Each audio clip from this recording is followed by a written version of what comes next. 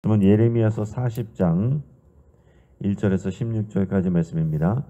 예레미야서 40장 1절에서 16절까지 말씀. 저는 본문을 통해서 사람들을 통해 말씀하시는 하나님, 이런 제목으로 말씀의 은혜를 나누겠습니다. 여러분, 성 어거스틴 또는 성 아우구스티누스라고 불리는 주후 4세기의 위대한 신학자가 있습니다. 또 이분은 그의 어머니가 유명합니다. 그 독실한 기독교 신자였던 어머니 모니카의 기도를 받고 그 방탕하던 삶에서 돌아와 회심하여서 우리 기독교 역사에서 훌륭한 그런 학자이고 성인이 된 사람이 성 어거스틴입니다.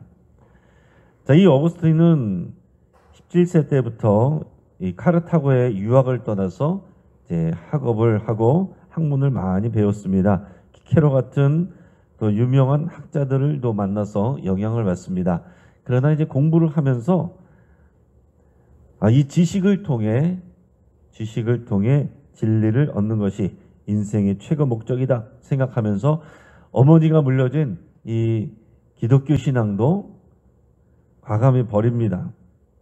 그리고서는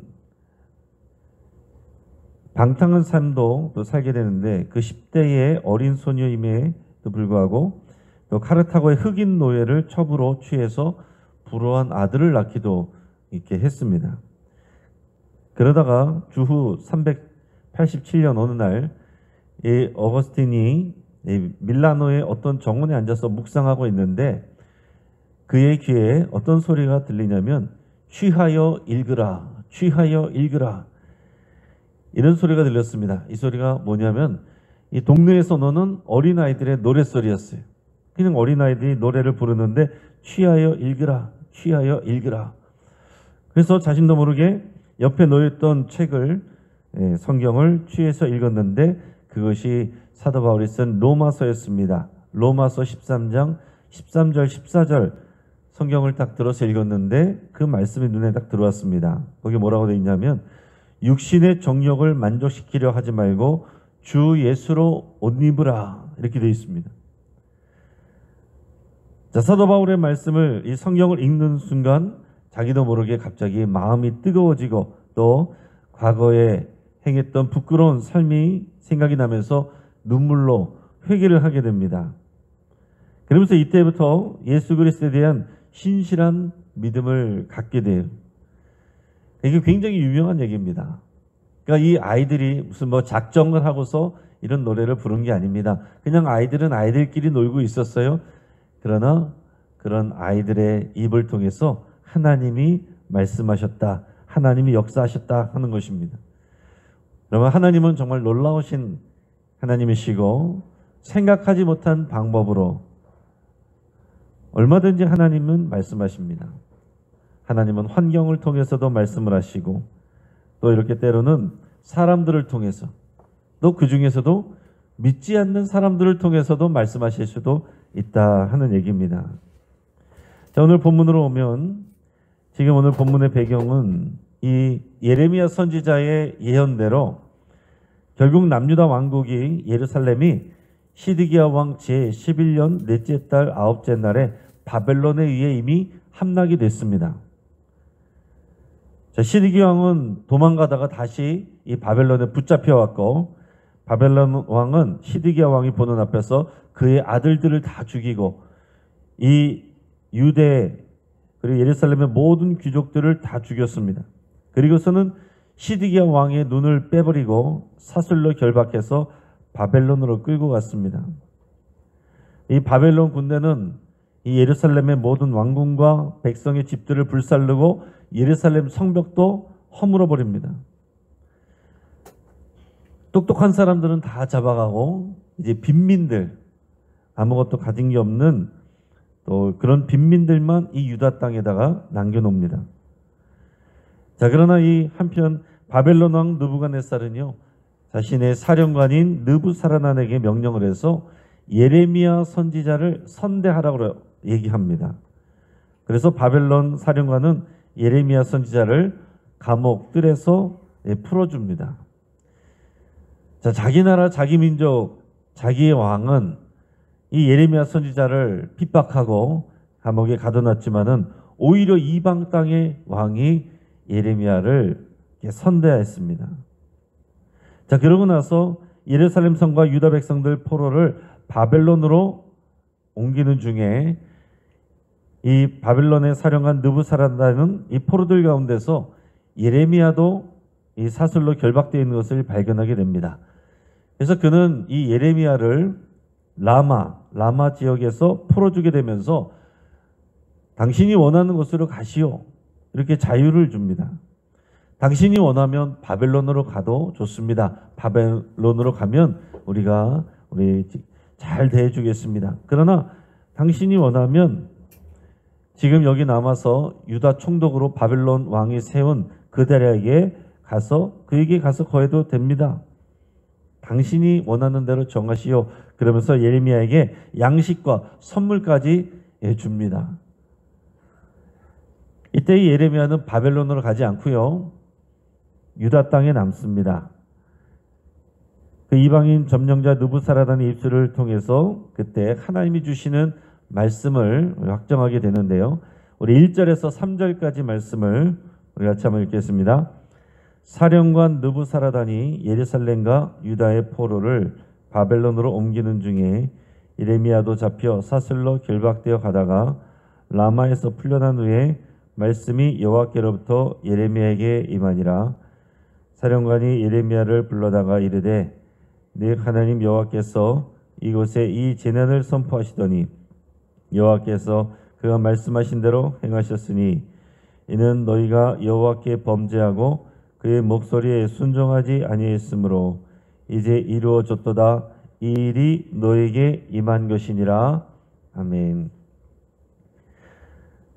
오늘 말씀을 보면 이 포로로 끌려가던 이 상황 속에서 하나님의 말씀이 예레미야 선지자에게 임하였다라고 그랬습니다. 그랬는데 그 말을 하는 것은 예레미야 선지자가 아니고 그 내용이 바벨론 사령관인 느부사라단의 입술을 통해서 지금 진술되고 있습니다. 자, 느부사라단이 뭐라고 말하냐면 예레미야 선지자를 불러서 말하기를 너의 하나님 여호와께서 이곳에 이 재난을 선포하시더니 여호와께서 그가 말씀하신 대로 행하셨으니 이는 너희가 여호와께 범죄하고 그의 목소리에 순종하지 아니했으므로 이제 이루어졌도다. 이 일이 너희에게 임한 것이니라. 그럼 이 내용만 보면은 당연히 예레미야 선지자가 한 말 같지만 이것을 바벨론의 사령관 느부사라단이 했다는 얘기예요. 이 말을 통해서 보면은 이 느부사라단 이 사령관은 이 예레미야 선지자가 뭐라고 그동안 선포를 했었는지를 이미 다 알고 있습니다. 그리고 하나님께서 그에게 주신 이 말씀대로 그대로 이루어졌다고 이 바벨론의 사령관이 말을 하는 거예요. 너희 백성이 여호와 하나님의 말씀을 듣지 않아서 순종하지 않아서 오늘 이런 재난이 너희에게 임한 것이다. 여호와 하나님의 목소리에 순종하지 않아서 너희가 이 고난을 당하는 것이다. 바벨론의 사령관이 이 말을 하는 것입니다. 참 놀랍죠? 여러분, 유다의 왕과 고관들이 하나님의 말씀을 듣지 않고 불순종했는데 오히려 이방신을 섬기는 바벨론의 사령관 느부사라단이 예레미야 선지자를 통해 선포됐던 하나님의 말씀을 그대로 받고 그대로 믿고 그대로 진술합니다. 여러분, 이것처럼 때로는 제3자의 눈이 우리를 객관적으로 돌아볼 수 있게 합니다. 여러분, 오히려 하나님의 백성이라고 자부했던 사람들이 다윗의 후손이라고 그 다윗 언약 하나님이 하셨기 때문에 우리를 반드시 지킬 것이라고 이 성전을 주셨기 때문에 반드시 지킬 것이라고 착각했던 그런 사람들, 오히려 예레미야 선지자를 핍박했던 사람들이 많이 있는데 오히려 하나님을 잘 모르던 사람을 통해서 하나님의 뜻이 올바르게 전해질 수도 있다 하는 얘기입니다. 또 오늘 본문 중에 보면 유다 총독 그다랴를 통해서도 하나님께서 말씀을 하십니다. 자, 예레미야 선지자가 바벨론으로 가지 않고 유다 땅에 남기로 하는데요. 자, 이 유다 땅은 이 바벨론 왕이 사반의 손자 아이감의 아들 그다랴라는 인물에게 이 유다 성읍들을 맡겼습니다. 이 사반, 아히감, 이 사람들은 다 이제 하나님의 이 선지자들을 또 예레미야를 도와줬던 그런 선한 사람들입니다.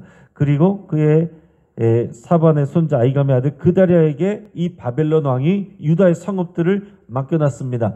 여기 있는 웬만한 사람들 다 포로로 끌어가면서 빈민들을 남겨놓고 이 그다랴라는 사람을 총독으로 세워서 네가 알아서 여기를 잘 돌봐라. 그러고 이제 갔다는 거예요.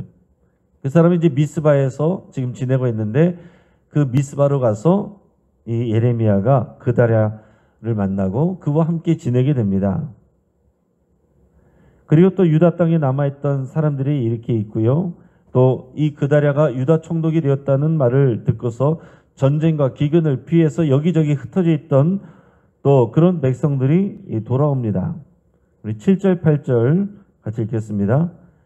들에 있는 모든 지휘관과 그 부하들이 바벨론의 왕이 아이감의 아들 그다랴에게 그 땅을 맡기고 남녀와 유아와 바벨론으로 잡혀가지 아니한 빈민을 그에게 위임하셨다함을 듣고 그들 곧 느단의 아들 이스마엘과 가랴의 두 아들 요하난과 요나단과 다누메스의 아들 스랴야와 느도바 사람 에베의 아들들과 마아가 사람의 아들 여사냐와 그들의 사람들이 미스바로 가서 그다랴에게로 이르니.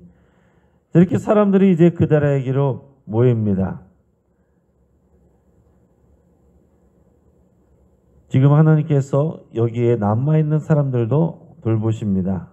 하나님께서 이 사람들이 모이고 또 쫓겨나서 각처에 있던 사람들도 그들에게 모이는데 12절에 보면 포도주와 여름과일을 심히 많이 모으니라.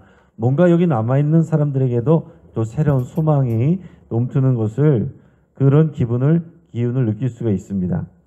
자, 이때 그다랴가 말을 하는데 9절 말씀 같이 읽겠습니다. 사반의 손자 아이감의 아들 그다랴가 그들과 그들의 사람들에게 맹세하여 이르되 너희는 갈대아 사람을 섬기기를 두려워하지 말고 이 땅에 살면서 바벨론의 왕을 섬기라. 그리하면 너희에게 유익하리라. 아멘. 자, 갈대아 사람들에게 항복하고 그들을 섬기는 것, 이것은 하나님의 뜻이었습니다. 이것이 예레미야 선지자가 선포했던 말씀이었어요.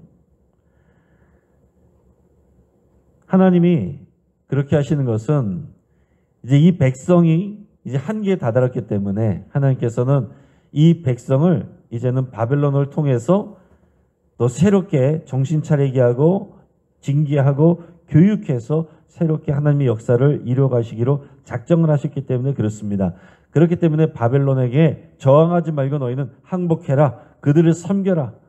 그러면 내가 너희를 돌볼 것이다. 예레미야 선지자를 통해서 이렇게 말씀하셨었습니다. 근데 많은 사람들이 시드기야 왕과 고관들이 이 말을 듣지 않았습니다. 그러다가 결국 비참한 꼴을 당했습니다.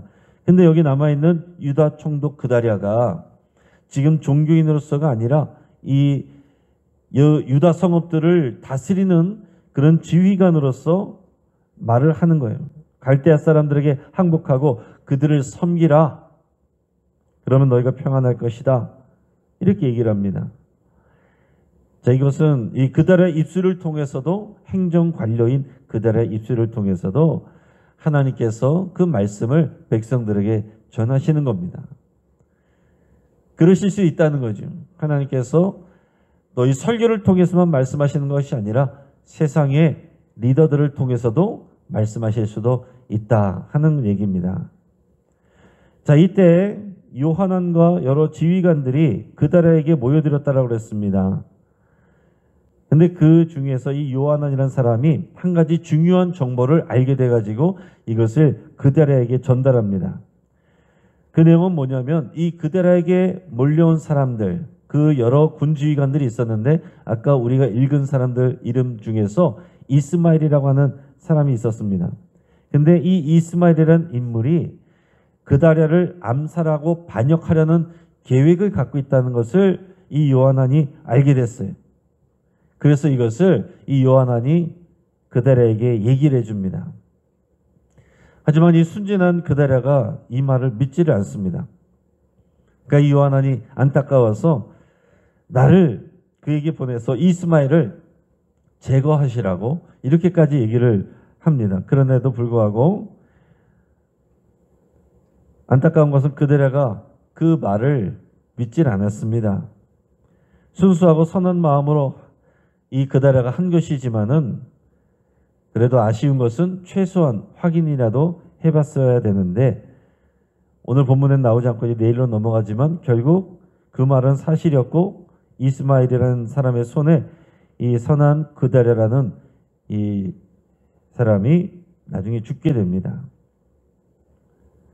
자, 이렇게 하나님은 때로는 바벨론 사령관 느부사라단처럼 전혀 믿음과 상관없는 사람을 통해서도 말씀하시기도 하고 하나님의 뜻을 확증해 주시기도 합니다. 또 이 그다랴처럼 행정적이고 또 정치적인 관점으로 얘기한 것일 수도 있는 그런 내용을 통해서도 하나님께서도 그 말씀을 전하실 수 있어요. 바벨론 왕이 항복하고 섬기면 생명을 보존하게 될 것이다. 이것을 예레미야 선지자의 입술이 아닌 행정관료의 입술을 통해서도 하나님 말씀하셨다 하는 얘기입니다. 그리고 요한처럼 중요한 정보를 가진 사람을 통해서 하나님께서 죽음의 위협을 알려주실 수도 있습니다.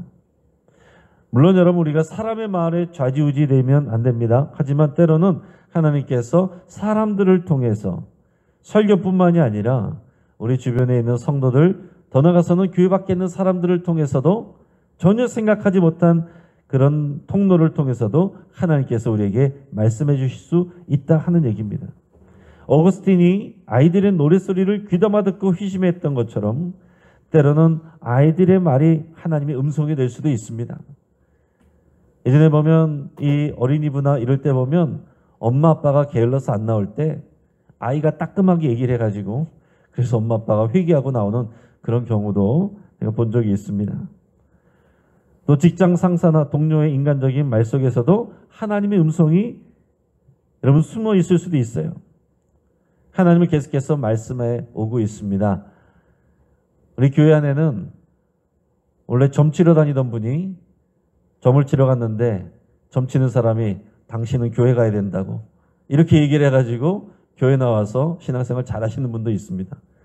우리가 생각하지 못하는 다양한 방법으로 하나님께서 우리에게 말씀해 오십니다. 오늘도 우리 마음의 귀를, 영적인 귀를 우리 하나님께 돌리시고 우리에게 말씀해 오시는 우리 하나님의 음성을 잘 들으시고 순종하는 저 여러분 되기를 주의 이름으로 축복합니다. 함께 말씀을 붙잡고 기도하겠습니다. 오늘 우리가 함께 기도할 때에 우리가 남의 말을 성의 있게 잘 듣기로 경청하기로 여러분 작정하고 기도하실 수 있기 바랍니다. 하나님께서 사람들의 입술을 통해서도 우리에게 말씀하실 수 있어요. 또한 하나님의 마음과 음성에 집중하고 민감하도록 여러분 그렇게 기도하겠습니다. 하나님의 말씀을 듣기를 원하는 사람에게 하나님은 말씀하십니다. 또 사람의 말과 사람의 생각과 하나님의 마음을 분별할 수 있도록 여러분 그렇게 기도하시고 또 우리의 말이 그런 하나님의 말씀의 통로가 되기를 우리의 말이 하나님의 말씀의 선한 통로가 되기를 여러분 위해서도 기도하시기 바랍니다. 환우들을 위해서 여러분 기도하시고 우리 교회에 또 모든 목회자와 또 당회가 하나님의 말씀을 잘 듣고 성도들의 말도 잘 경청할 수 있도록 위해서 함께 기도하시고 이 장마와 무더위 속에서 이 야외 근로하시는 분들 바깥에서 근로하시는 분들과 우리 어르신들의 안전과 건강을 우리 하나님께서 지켜주시도록 우리 함께 이 시간 주여 한번 부르짖고 합심해서 함께 기도하겠습니다. 주여